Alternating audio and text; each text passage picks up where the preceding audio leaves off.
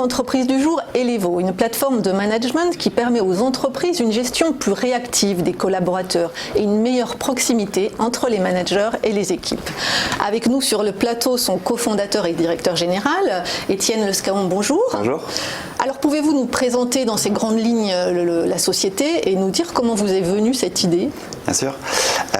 Alors Elevo, c'est une plateforme de management.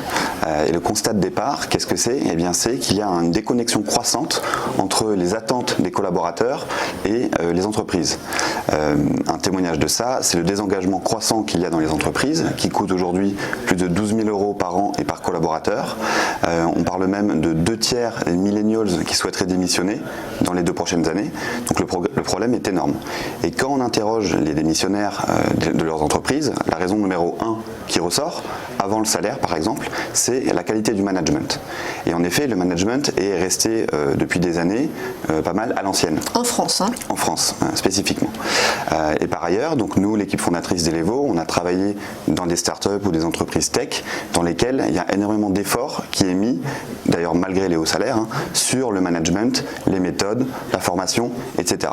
Et donc on a voulu, entre guillemets, importer ces méthodes-là en France à la grande majorité des entreprises. Un peu des méthodes américaines en fait. Entre autres, voilà, mais en les réadaptant à la culture d'ici, bien sûr. Alors une plateforme de management, comment ça marche concrètement ? Alors très concrètement, nous ce qu'on veut faire, c'est renouer le lien entre les collaborateurs, les managers et les équipes de ressources humaines. Aujourd'hui, l'acte de management, le seul acte de management un peu officiel dans les entreprises, eh ben, c'est l'entretien annuel. Par définition, une seule fois, quand il y en a un. Voilà. Donc c'est, on est d'accord. quand il a lieu, c'est un échange qui est souvent un rituel administratif dans lequel on va tout au plus aborder un sujet de rémunération et puis c'est tout. Alors que pour nous, un bon management, il passe par des moments d'échange riches, structurés et réguliers entre les managers et les membres de leur équipe. Or, aujourd'hui, une entreprise qui a envie de mettre en place à l'échelle ces moments d'échange un petit peu cadrés entre collaborateurs et managers, elle a le choix entre quoi ?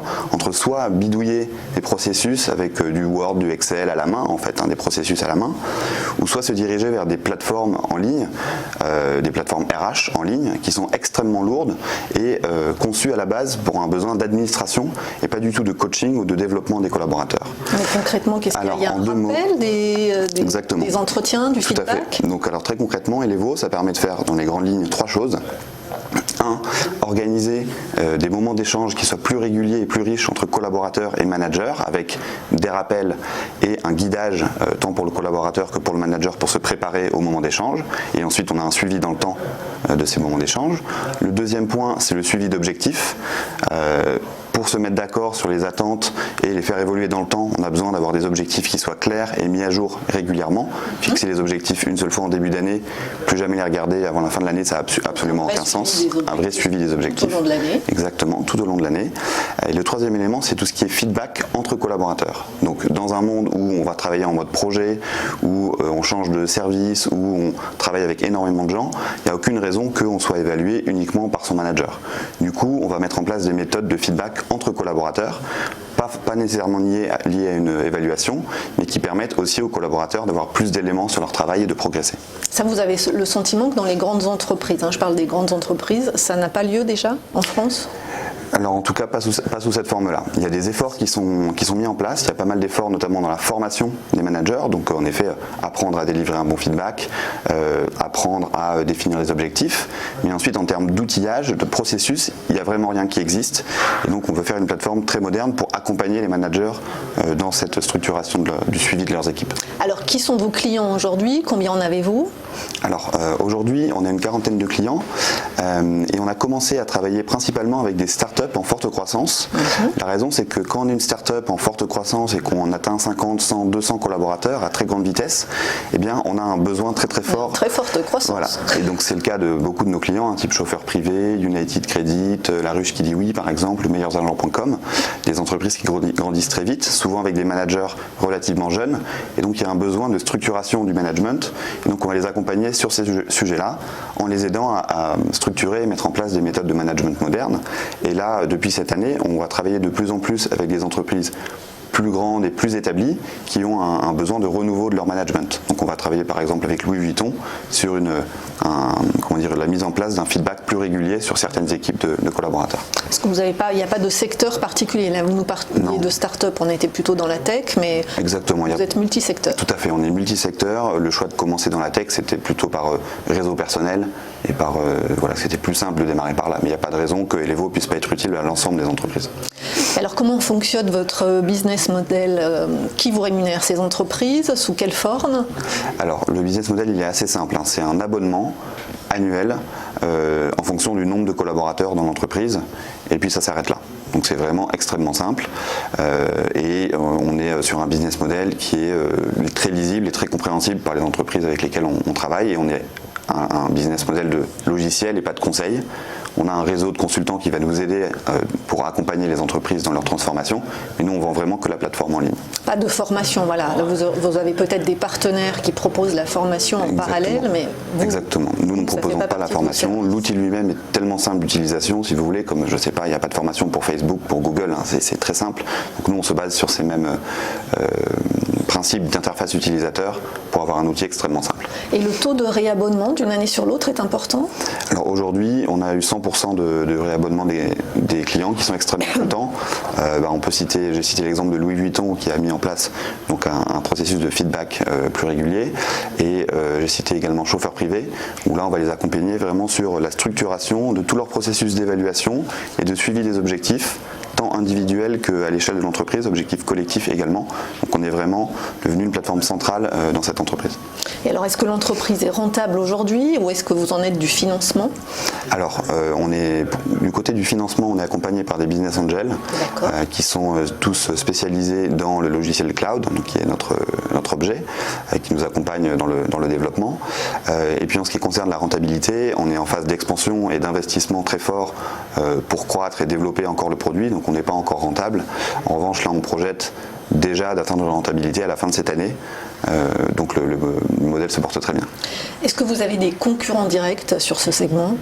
Alors aujourd'hui, principalement les plateformes auxquelles on est comparé vont être ce qu'on appelle les SIRH, Systèmes d'information de ressources humaines, qui sont des plateformes qui vont regrouper tous les processus RH dans une entreprise, mais donc que ce soit les entretiens annuels qu'on a évoqués au tout départ, mais à la toute base, ce sont des plateformes qui sont faites pour l'administration, oui. La paye, les congés, gestion des temps, les notes de frais, toutes ces choses-là. Et souvent, ces plateformes-là ont aussi abordé des sujets de management avec des entretiens et suivi d'objectifs, mais à la toute base, elles n'ont pas été conçues pour ça. Pas du tout. Donc nous, on vient arriver avec une plateforme spécialisée dans le domaine du management pour concurrencer ces plateformes. Est-ce que pour le moment, les résultats sont quantifiables de l'utilisation de l'abonnement? Alors, on ne peut pas mesurer l'impact directement sur la performance de l'entreprise parce qu'il y a trop de facteurs qui entreraient en compte. Mais il y a moins de turnover, par exemple? Alors, et le turnover, de la même manière, est-ce qu'il est lié directement à l'outil ou à d'autres choses? Dur à mesurer. En revanche, ce qui est sûr, c'est qu'on a un fort taux de satisfaction auprès des collaborateurs qui utilisent l'outil. Donc, nous, on va systématiquement interviewer les équipes qui utilisent le produit et pas uniquement les acheteurs du produit. Donc là, on a un très fort taux de satisfaction. On a 100% d'utilisation et un taux de satisfaction d'au moins 75% par les collaborateurs qui trouvent qu'avoir cet outil et donc ces processus les aide vraiment dans leur travail. Et au-delà de l'outil, c'est plutôt les méthodes qu'on va aider à mettre en place qui sont utiles. Alors pour terminer, quels sont vos relais de croissance? Peut-être l'Europe, l'international? Exactement, donc il y en a 3. Le premier, c'est au niveau du produit. On a encore une énorme liste de fonctionnalités et de choses à apporter à la plateforme pour être encore plus utile aux managers au quotidien. Le second, c'est d'aller vers des entreprises de plus en plus grosses. Pour l'instant, nos clients font entre 100 et 2000 personnes environ. Il n'y a pas de raison que Elevo soit pas utile à un plus grand groupe, donc on va aussi vers des groupes plus importants. Et le troisième, vous l'avez cité, en effet, c'est l'international. Pourquoi pas s'étendre en Europe et aux États-Unis plus tard, mais notre focus actuel, c'est la France et l'Europe plutôt l'an prochain. Alors l'Europe proche, c'est quel pays par exemple? Alors Europe francophone dès aujourd'hui, parce qu'on est déjà en contact avec des entreprises en Belgique, en Suisse, au Luxembourg par exemple. On a des clients qui ont des équipes en Espagne, en Italie, en Angleterre. Oui, j'allais vous dire, vous suivez les filiales par exemple? On suit les filiales, exactement. Ça c'est le premier moyen d'aller à l'international. Et on a aussi par exemple un opérateur télécom basé à Chypre, vous voyez, donc c'est aussi assez varié.